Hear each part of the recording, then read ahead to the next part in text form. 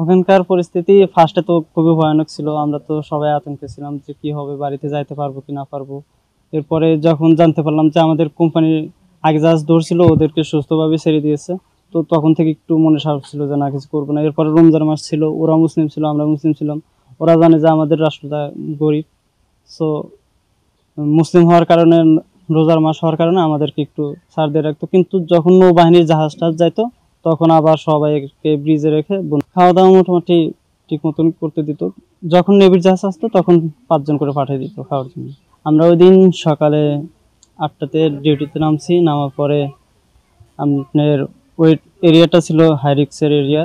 So সব অ্যাকোমোডেশনের সব দরজা জানালা সব অফ ছিল, যাতে বাইরে থেকে যাতে কেউ উপরে উঠতে না পারে, বা উপরে উঠলে যাতে ভিতরে কেউ না যেতে পারে। তো আমরা কাজের জন্য 6 জন মানুষ বের হয়েছিলাম। তো ওই দিন আমাদের ওইখানে লোকাল টাইম ছিল হচ্ছে আপনার 10টার দিকে ওরা উপরে উঠে আসছে আর কি। তো আমরা তো কাজে বিজি ছিলাম।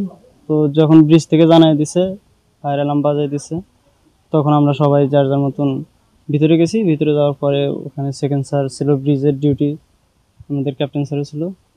তারপরে আমাদেরকে জানানোর পর আমরা যার যার কেবিনের দিকে গেছি। পরে স্যার আমাদেরকে ডাকছে, আমরা সবাই ব্রিজে গেছি, যে দেখি যে ওরা ব্রিজে আসছে।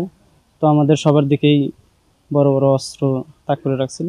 ফার্স্টে তো এরকম ছিল, আমরা তো ফার্স্টে দেখে ভয় পেয়ে গেছিলাম। এরপরে ওরা আমাদেরকে ব্রিজে একটা রাখছে।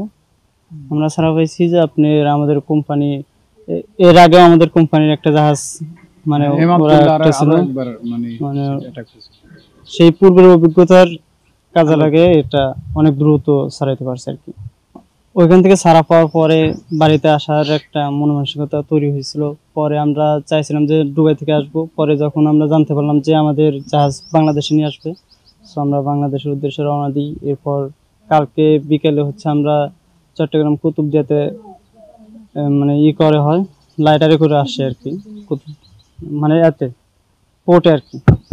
পোর্টে আসার পরে ওখানে যাই দেখি অনেক মানুষ, হাজার হাজার মানুষ আমাদের জন্য অপেক্ষা করতেছে। তো বাংলাদেশে নেমে বাংলাদেশের মানুষজনকে দেখে খুবই ভালো লাগছে। এরপরে এখন ফ্যামিলিকে দেখে আরো অনেক বেশি ভালো লাগতেছে। বাবা মার কাছে এসেছি, গ্রামে আসছি, গ্রামের মাটিতে পা দেওয়া মাত্র অনেক ভালো লাগতেছে বাবা মাকে পেয়ে।